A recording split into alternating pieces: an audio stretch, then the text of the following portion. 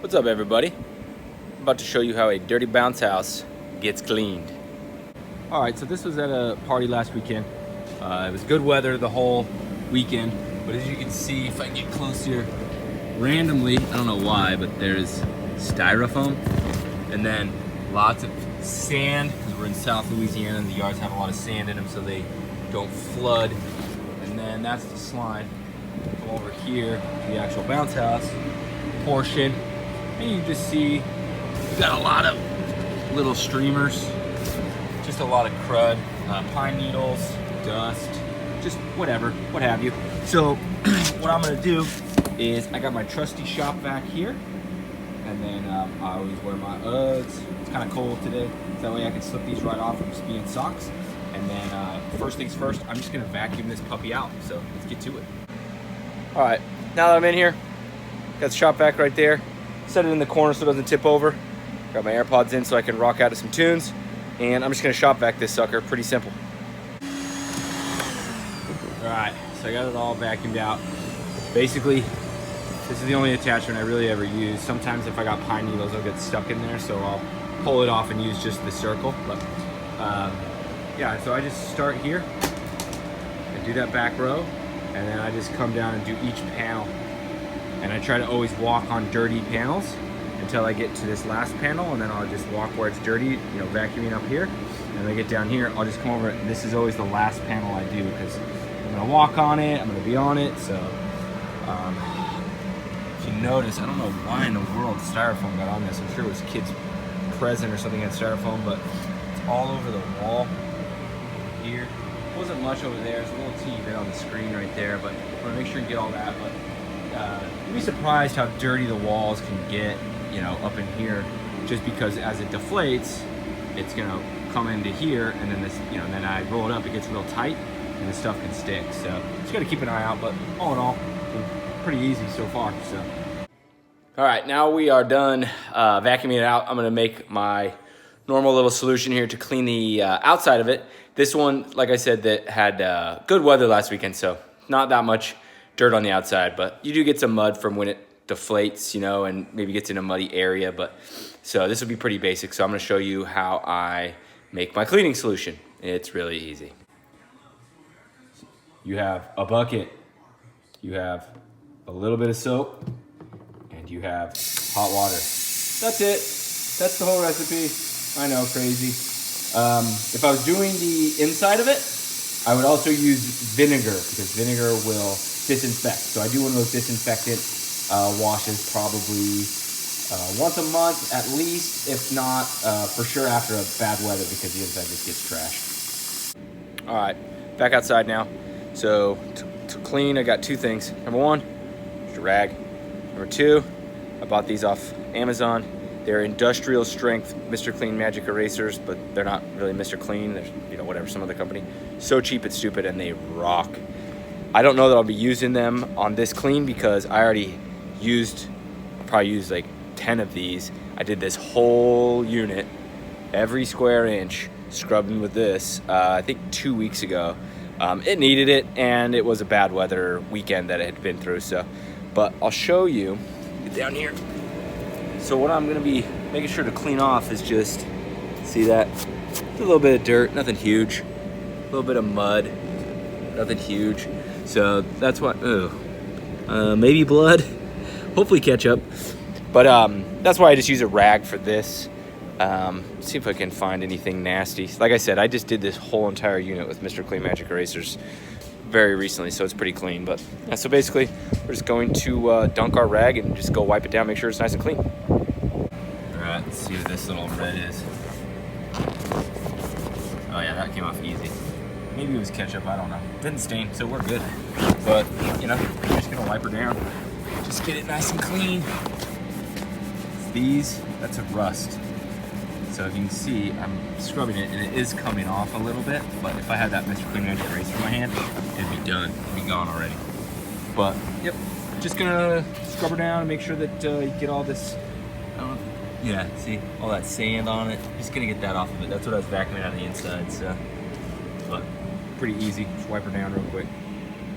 All right, the front is done. That, I don't even think that took 3 minutes. Pretty basic.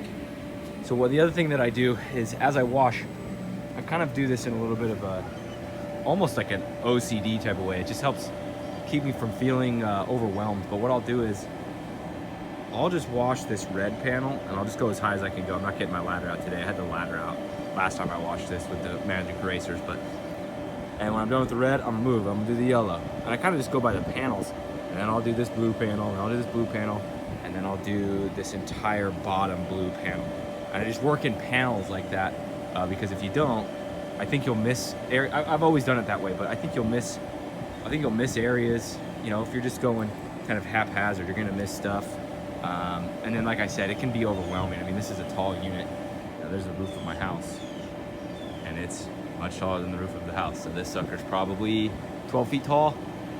And this unit's 15 by 15 and 12 feet tall. So it can be overwhelming. So I just work in panels. She is all done. That was pretty easy. I don't know, I didn't time it, but if that was a half hour, I'd be surprised. I'm gonna give you a little tip. So this is the front. This is the most important part, the front. Look at this as like, this is your money maker right here. This is what everybody's gonna see. So I always clean the front first. If you're fresh, you're driven, you're motivated, you'll do the best job. Then I try to do, and this unit is kind of a toss-up. It's 50-50, but I try to clean, the second thing is I'll try to clean a place where I think parents will go watch their kids, right? You don't want to come over here, right? As a parent, you don't want to walk over here to watch your kids slide down the big slide and have this be filthy and just nasty in front of your face. You know, and like I said, this unit's 50-50, where this side is kind of the same deal, you know what I mean? Because it's got the mesh where it sees inside to the, let me get over here. It's got the mesh where it sees inside to the actual bounce house. So a parent would potentially be looking at nasty scum here. So I have other units where I have a specific order I do it in because a parent's more likely to stand in this place than that place. This one's 50-50. And then it's gonna be loud here because I have the blower, but I always do the back last. Nobody's coming back here, you know? Nobody wants to see how the sausage is made. So I do clean the back. I just always do it last because your arms are sore. This can be kind of a ab workout, so your abs are sore. You're just not gonna put as much, potentially, not put as much elbow grease into it, so I always do it last. But there you go. She's all clean, ready to rent. So now I'm gonna fold her up. This one's a beast to fold up too. So hoping I can rock this solo in the wind. Oh, speaking of the wind, when you're cleaning these suckers, always stake it down. It's kind of breezy right now, which is not bad. I don't know if you can see my palm tree over there. It's blowing in the wind. It's a little breezy. You can see my shirt. But I lost, well, I didn't lose it, but I had a small one. It was just a jumper, a 12 by 12 jumper. It's purple and gold. I live in southern Louisiana, so I gotta have purple and gold for LSU. I had it rented out for the LSU playoff game, and then it was December, so the kid, or maybe early January, I don't remember, but the kids were out of school. I had it out in the driveway because it had rained over the weekend when I rented it out, so I had it out in the driveway just drying off. And my 6-year-old comes running inside laughing. I said, "What's so funny?" He said, Dad, the bouncy house tipped over. It's in the ditch, legit. I had it staked down on the wrong side. I had it staked down on this side, but the wind was blowing this way. And so it had flipped. So it flipped. So the blower was here. The whole bounce house flips over upside down and lands over here. I'll show you this. And it just rained, like I said, like it has now. I don't know how well you can see that, but southern Louisiana, everything floods. So the bounce house flipped completely over and was upside down in this muck. It was terrible. And I had it all cleaned, and then it landed in the mud. I was so pissed. So I always stake them down. And that day was about as windy as this. It wasn't that windy. And then I don't know if a random gust came through. I have no idea, but it flipped it. So I always stake them down when I'm gonna clean them, because the last thing you wanna do is do the same job twice and have to flip over a bounce house alone, flip it back over right side. It's terrible. So, all right. Well, this bad boy is ready to rent. So super excited. I'm gonna get it rolled up. And then I got one more to clean on the dolly right here, the castle. All right, thank you. All right, I'm gonna roll this sucker up solo. This thing's big, it's a beast. It's the second largest one that we have. The first time we rolled it up, it took 3 of us and we did a terrible job. Never in a million years, I think, anybody could do it alone, let alone skinny little me. But I got a nice little technique that I use that I can do it by myself, so I'm gonna show you. So I've got it folded into fourths. So it went in, and then it went in, and then it went on top of itself like that. So now I've got it all laid out. I've got a couple vents open. There's a vent you can see here that is closed. All the other vents are open. I'm gonna roll it backwards towards the blower tube. So here we go. Here goes nothing. I'm interested to see how long this takes. So the video's at 55 seconds right now. Let's go.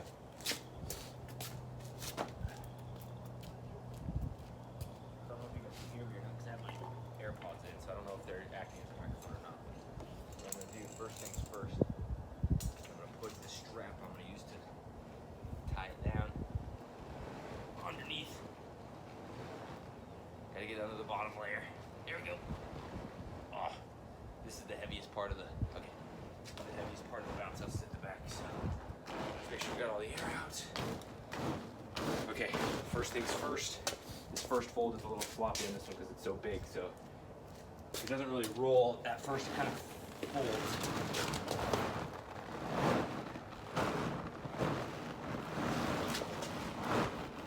On it with my knees.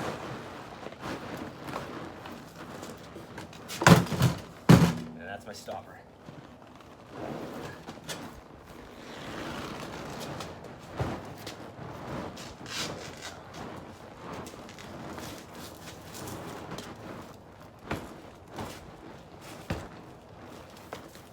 Hold the sides.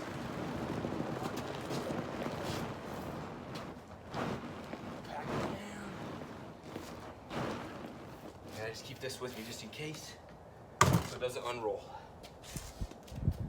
And again, I'm going to grab the sides, come to the bottom,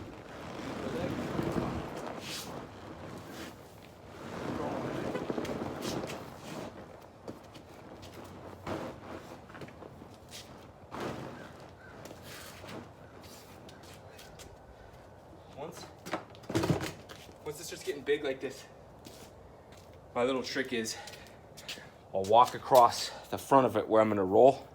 So I've got a big, let me do it this way. So say I'm rolling it this way. I got the big roll here. I'm gonna walk across it and roll over where I walk across, and then just keep going.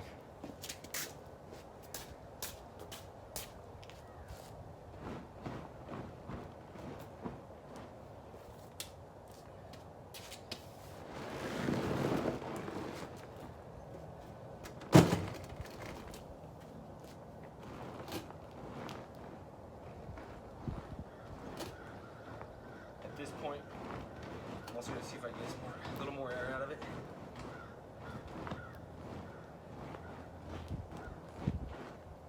And as I flatten that part, I'm going to push.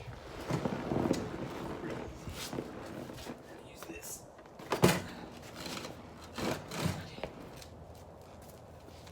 You just kind of go slow. Relatively slow. The first time I did this alone, I had all sorts of stuff, gizmos and gadgets.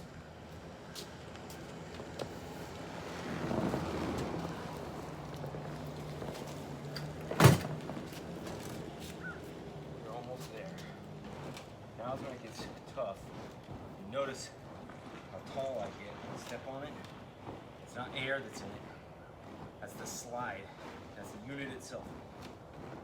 So this last part can be a little bit of a doozy.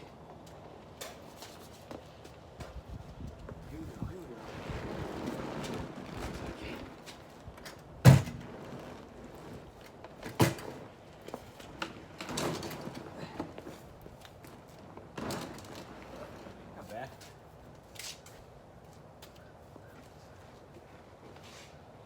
Take my blower tube. Sure I got it laid in there nice and tight. Okay. We have the final hurrah.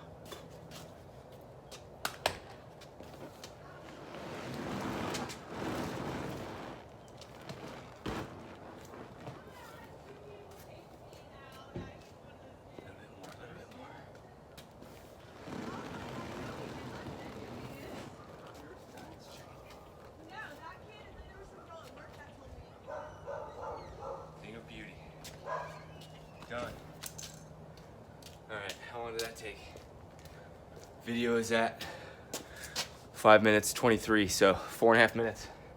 Not bad. Get you off the tripod here. Okay, I'll kind of show you what it looks like.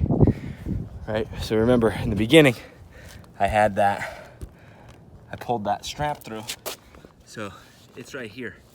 And so then that way, I got twisted, but that way I can just kind of go like this. Cinch it down. Like that. Step on it.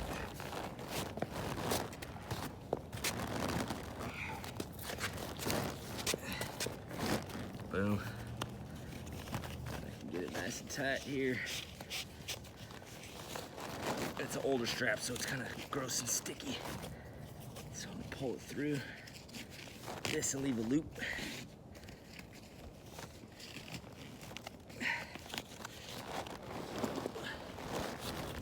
Bang. There you go. Done. All rolled up. Let's get her on the dolly.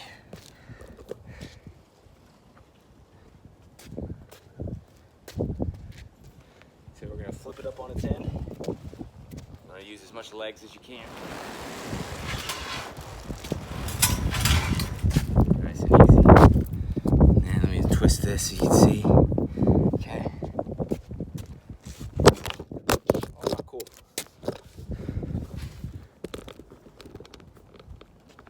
I think I got the screen protector on this bad boy. All right. Stable? Yeah. Okay. So now I'm gonna do under here. That. I take one of my shorter tie-down straps, run it around the outside. So then this keeps it on the dolly.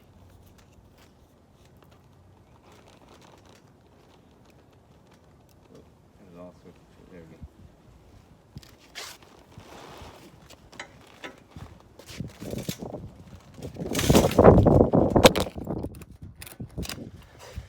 Sorry, the wind is getting me, man.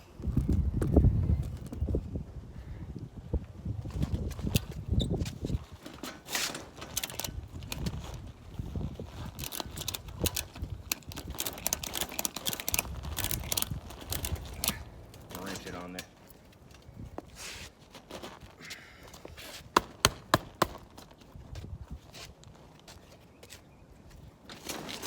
Okay. This one's so heavy I gotta stand on the wheels. So I'm gonna rock it back.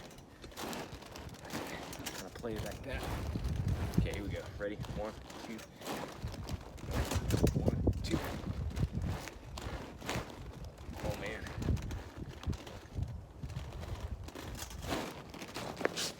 Oh boy. Are we good? Got it.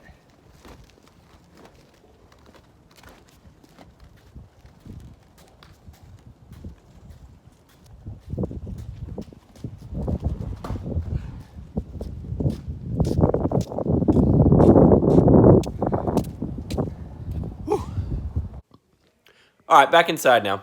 I wanted to say a couple quick things in closing. Number one, I'm a small company. I'm an LLC. The LLC, or the company's name is The Jump Off. It's named after the beginning of a Wu-Tang song, Gravel Pit. But yeah, I'm a small company. So the extent that you just saw me clean everything, or clean that bounce house with, is the general extent that I clean to, like I had said, as long as it was a good weather rental. There's bigger companies out there that, you know, they will go down and they will scrub every square inch of the unit on after every rental. I don't do that for a couple reasons. Number one, I'm my only employee. I'm a solopreneur at this point. I have 10 units, which is cool, which is good, but as you can tell, I run it out of my garage. So it's just me. I don't have the time, I don't have the manpower to clean every unit top to bottom. So how do I compensate for that? Well, pretty easily, I have a lower price. So to rent that unit that I just cleaned for an entire weekend, I drop off on Friday and I pick up on Monday, it would cost you $180. That's a pretty smoking deal, okay? But you're going to get it, quote unquote, a little dirty when I drop it off, like, you'll get it as clean as I just cleaned it, which is pretty damn clean, but it's not going to be scrubbed to the, to the T. If you've got the bigger company, they have employees. They have a warehouse. They have forklifts. They have all sorts of tools that I don't have.